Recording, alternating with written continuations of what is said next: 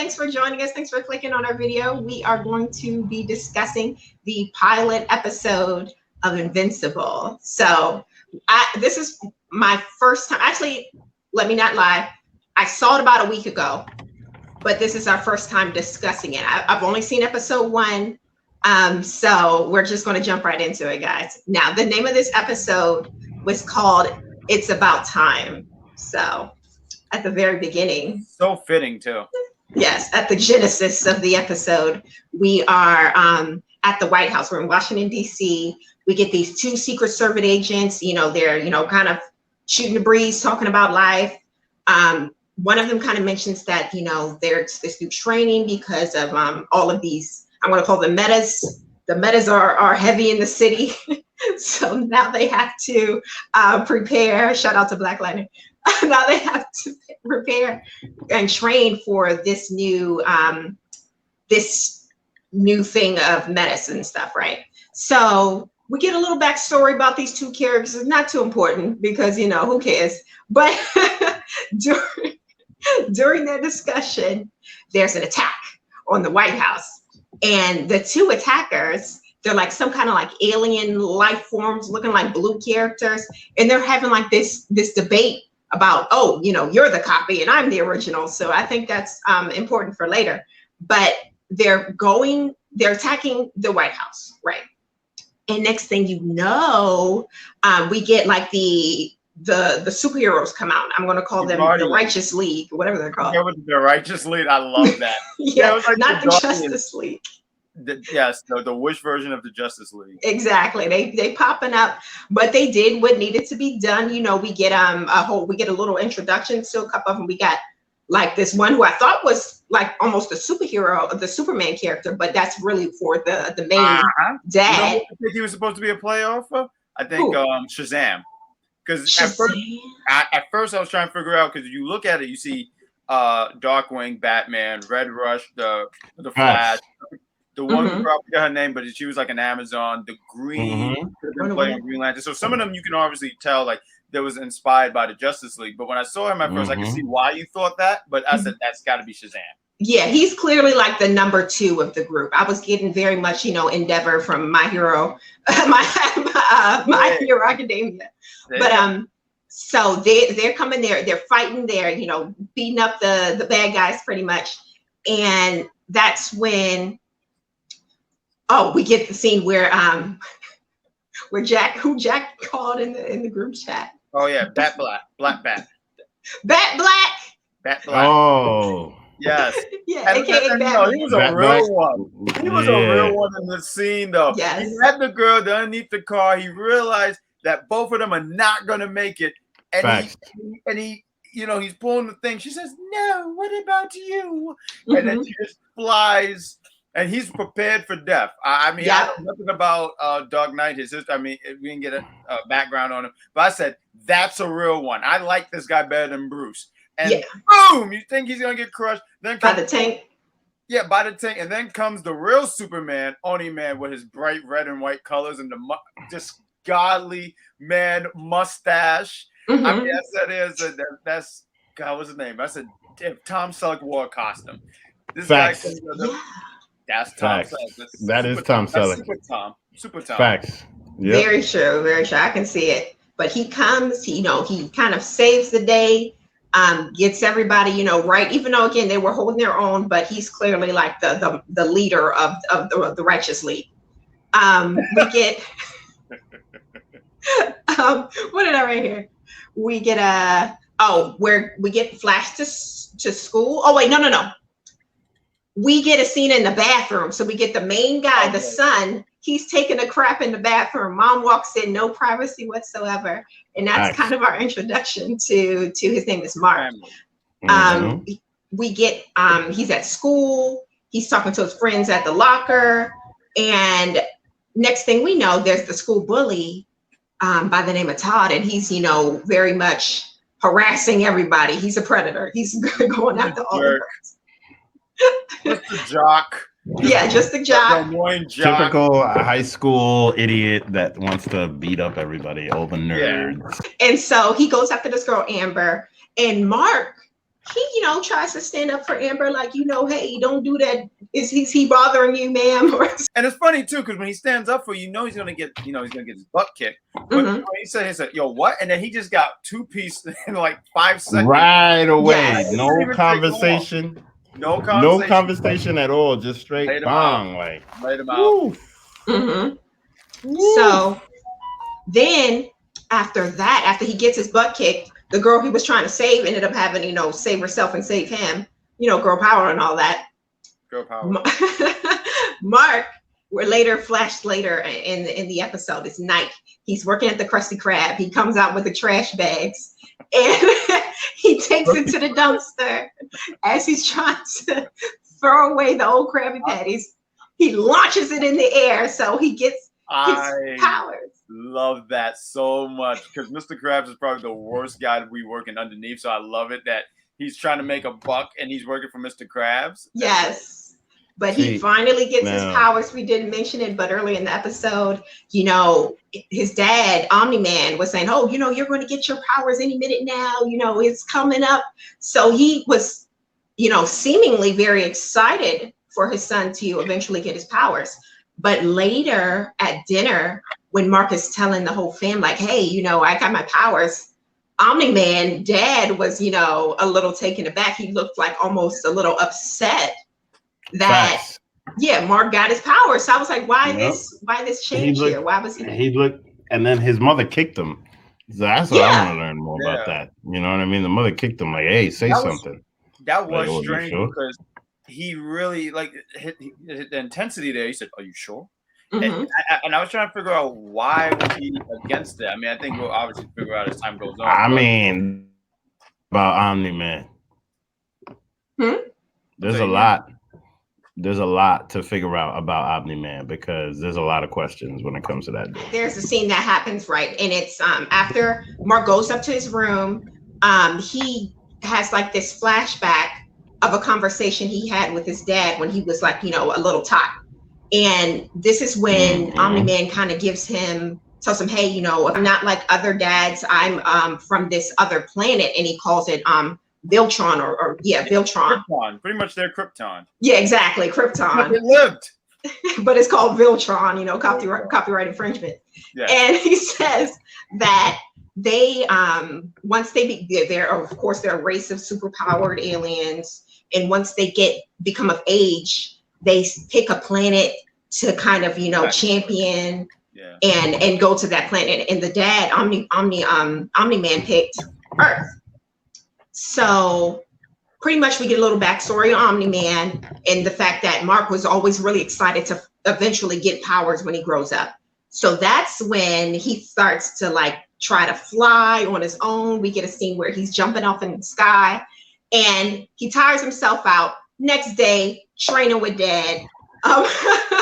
They're, flying all over in the countryside somewhere because I assume that Omni-Man has like an alias. Like people don't know that this is Omni-Man and this is his son because I think it's like, secret identity type stuff. So they're practicing out in some field somewhere and learning how to fly and learning how to fight. And next thing you know, oh my God, dad just punches the shit out of him. Like it was just like, oh my goodness, he punched him a little too hard. Yes. He wasn't prepared. No, he wasn't. But then his lesson was, he said, well, if you're going to do what I do, you got to understand these guys are not going to pull back their punches. They're going to do everything. Like you think this hurt image was going to happen to someone who don't care. That's true. But at least she eased him into it. Like this is his first training session. Facts. I agree.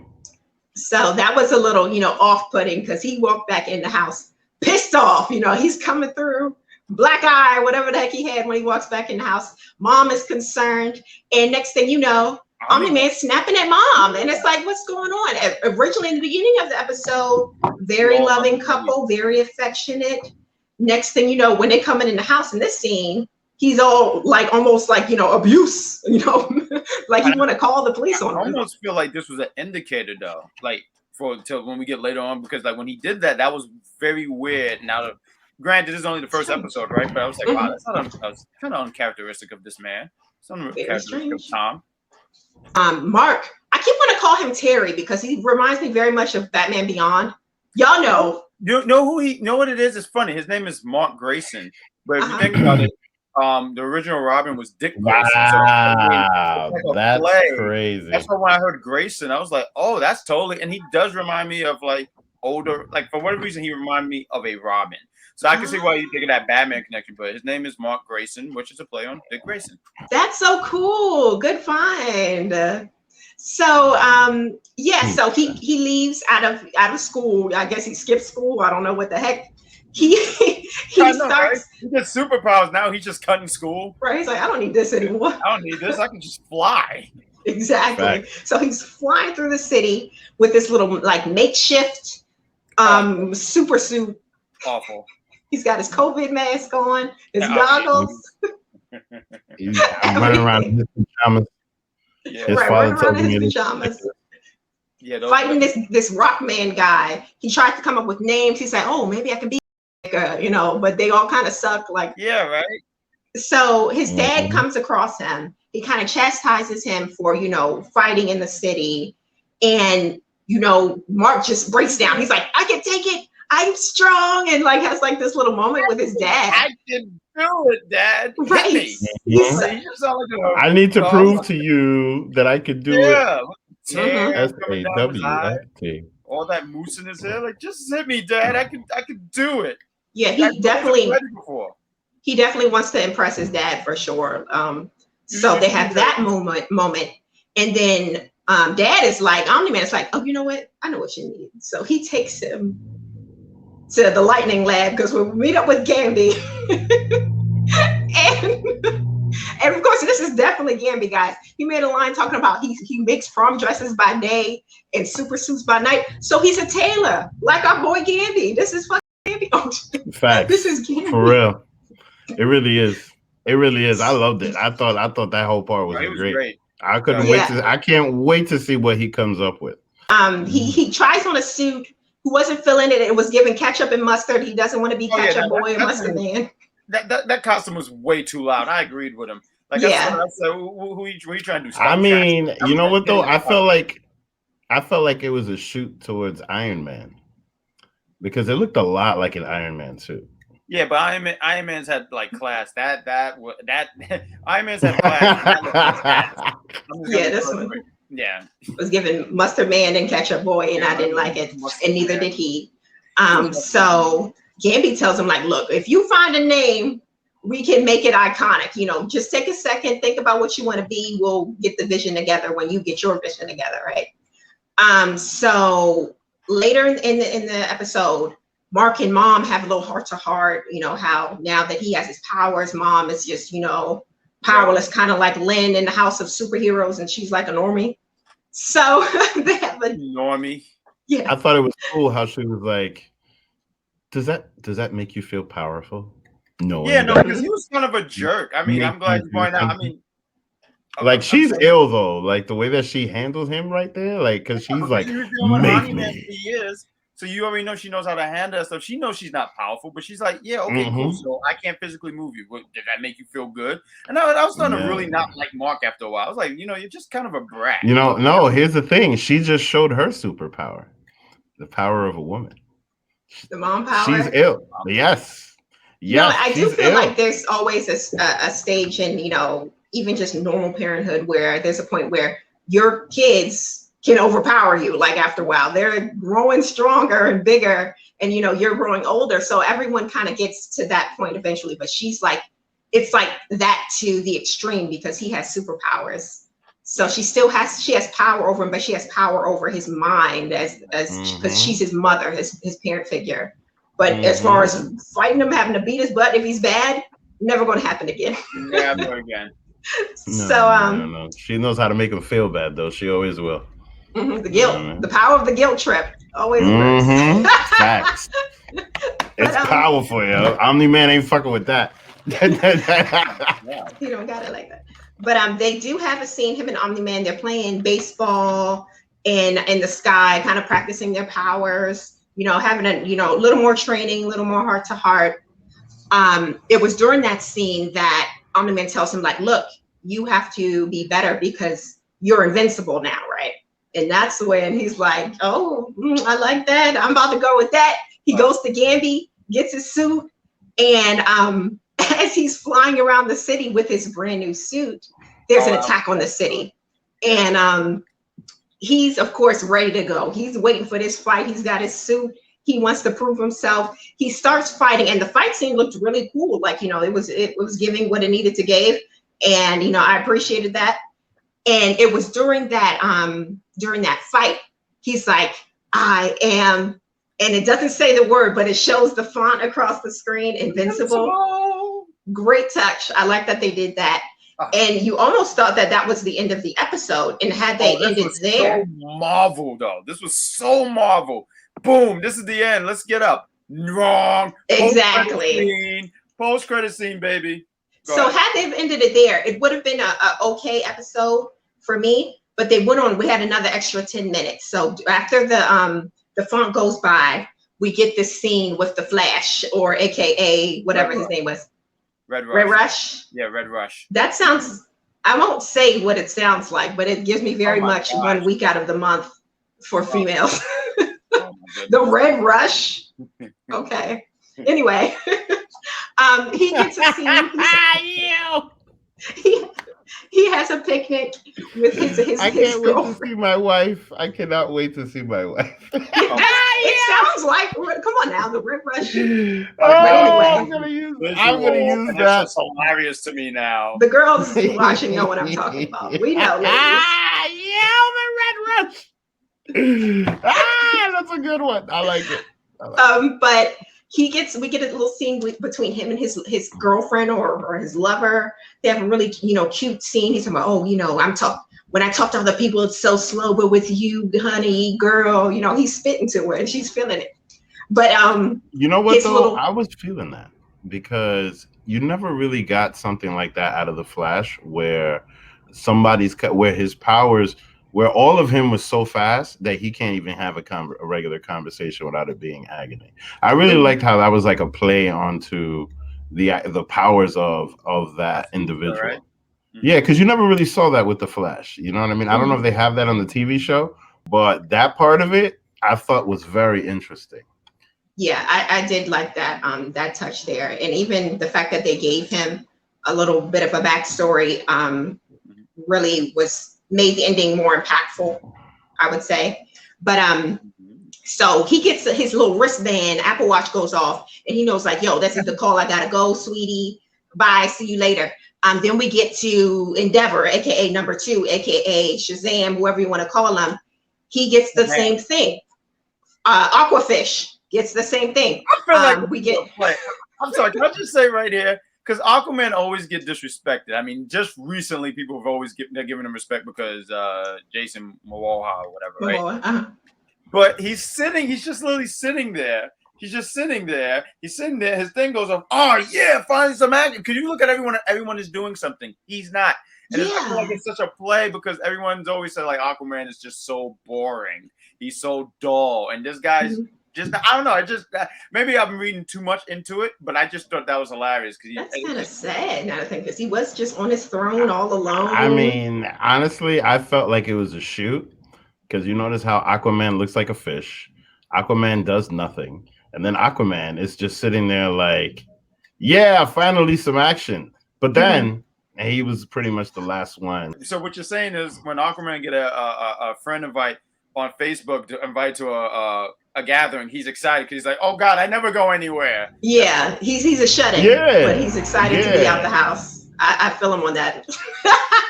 I get excited to leave the house too. But then we get we pretty much the whole crew, Rubber Band Man, we got Green Screen Girl, they all get the notice to show up at the Fortress of Solitude, because they all show up in the ice Antarctica somewhere. And they're wondering, you know, what the hell is going on? You know, who called us here, right? And they think it's Bat Black, but Bat Black is like, nah, I ain't going here. Bat Black said, I'm doing Bat Black things. What are you talking about? Saving the city of Gotham, allegedly. Yeah, you just like, all right, I come back. Yeah, he had people hanging, like, Yeah, You know what I mean? He's like, all right. That was very all much Batman. Yes. But as they're discussing, right? Next thing you know, the Red Rush, she pushes Shazam out the way, and just in the nick of time, because Omni-Man's right there about to punch the daylights out of him, and it just that second he saved him. So there's this whole fight breaks out, and this was disgusting to me. This almost turned me off of the show, like this whole thing. Very gory. Very gory, very brutal, very graphic. Specifically, the Red Rush death was disgusting to me. You know, I just was turned off, honestly, if I'm being 100% honest. But I know a lot of people, you know, come for the action. So it's full of action. Everyone's fighting each other. Omni-Man's taking them out like one by one, like it ain't no problem. Everyone's dying. Princess Diana, Wonder Woman tries to take him out. Right? I mean, you know, it's actually pretty interesting because it makes you think of, you know, can Superman do this? Yes. Yeah. Like, 100%. is this what would happen? Like, if this was what happened, if Superman, it's like it really makes you think about it. Like, would Superman, would they ever do this? Like, where they just killed off the Justice League? They've been hinting at it, you know, the Justice League reshoots, but yeah, the whole death of everyone, the way, like you said, he had Bat Black just knocking him around. Everyone died instantly too. I was gonna say that was the boom right there. You guys mentioned something about how y'all got kind of attached to Flash or Red Rush, but that was the boom where you're like, oh man, we're gonna see more of these guys in like episode 3, 2, 3, blah blah blah, and then here come Omni-Man and just says, nah, I'm just gonna kill everybody. Oh, you like them? Well, that's too bad. They're done. And that's the only thing that at the end of episode 1 that really made me think, like, all right, why would they do this? So I mean, like, yeah, it makes you want to go into the next thing, but like, why would they kill such key characters in the very first episode? That's also the thinking that I got, because I felt like that's breaking the formula. See, you saying it certainly is. It definitely is breaking the formula. And I think that's great, because we could have had that. Oh, look, you know, these guys live and whatever. But look at us now sitting there going like, I mean, pretty much let's call it for what it is. Superman killed the Justice League. You know, that's pretty much what it is, and that's what they wanted you to do and sit here and go. Could you imagine what it was like a few months ago when this first came out and people had to wait till the next week and sit here and go like, how are they gonna follow through with that? So I commend them on that. I commend them on the animation too. I think the animation is something I really wanted to acknowledge, because I really you said this to me one time. So you said, wow, Bat Black, he really looked like you're almost like pretty much it's Batman, but we just made his skin a little bit darker. And when I look, I said, wow, they really kind of caught that. They really caught that animation, not even that design very well. I mean, you know, I'm sorry. Go ahead, continue. But before we get too long, because we do have to end the episode, I just wanted to say a couple theories that I've gathered from the first episode. I know a lot of people have seen it. I haven't seen it. So this is what I think is going to happen. Either A, Omni-Man is a clone, because they had that little sprinkle of dialogue at the beginning of the episode between those two aliens at the White House, that one was a clone and one was an original. So either he's a clone, or B, he is this race of the Voltronians, wherever the hell the place he's from. It's like a race of alien colonizers, because the fact that they're this superhuman race and they go to these different planets, it's like, why? You know, you say you're there to champion the planet, but you know, what's really going on? Maybe they're just a race of colonizers. They go to each planet and take it over. Who knows? I don't know, but it's a theory. My second theory. I only have 2. What do you guys have any theories? Yeah, I think that Omni-Man has a big ego, and he wanted to take out his competition. Was he? Because he didn't feel like he was part of the team. But I don't think he was ever an actual member. I think he's worked with them, but he was never an actual member. Yeah, that's what I mean. That's what I mean. I feel like he wanted to take them out so he could be that dude. You know what I'm saying? My theory, my theory is that mustache is going to stay fly as hell. That's the only theory. I mean, you know what though? I wouldn't be surprised if he ends up fighting his son, right? because the reason why I have this theory is because his son, as soon as his son started talking about him getting powers, he was like, wait a minute, you sure? And then all of a sudden, and then he's going over there and killing off everybody else. Right now, unless he's being controlled by something, which they say in the fight, maybe he is, maybe he's not. You know, he might just secretly be a bad guy. Yeah, we'll find out in the next couple episodes. So thank you all for watching. Don't forget to share our videos. Don't forget to like our video if you like our video. And we will join you next week for episode 2. See ya.